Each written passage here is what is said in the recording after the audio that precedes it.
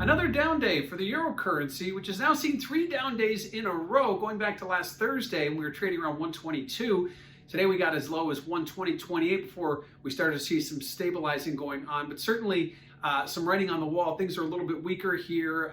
If you look at what's going on, a lot of volatility in other areas, and whether you're talking about rates or equities, we're seeing some pretty big moves over there. But what we're seeing in the euro currency now may be tied to some more fundamentals as we continue to see a push lower, as maybe there's some risks here that the economy won't pick up as fast when we compare it to what we're doing in the United States and what the Fed is looking at. So certainly a lot of concerns there. When we see it go down for one session, it's not really taken as a big deal. But when you look at it over several sessions where a trend might be forming, then you have to start keeping your eye on the ball, so to speak. So we are seeing lower prices, third session in a row.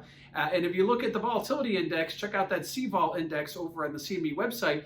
You can see, though, despite the fact that we are seeing lower prices over the last several sessions, volatility, while it is nudging higher, isn't really breaking out. We're not seeing any fear priced into the market with higher volatility. So expectations for an extension lower in terms of price of the euro currency, we're not seeing that in terms of volatility. So volatility remains very range bound. It is a tad higher today, but certainly nothing to write home about, maybe even more of a non-event. So seeing that inverse relationship between price and volatility will continue, but we aren't seeing it reflected in big moves in volatility. Volatility, again, remains very range bound. And lastly, let's talk about the ECB. They were hitting some of the headlines today as they slowed some of their emergency bond buying last week. Now, they didn't slow for the month, but they pulled back a little bit. The ECB seems concerned about higher rates too quickly.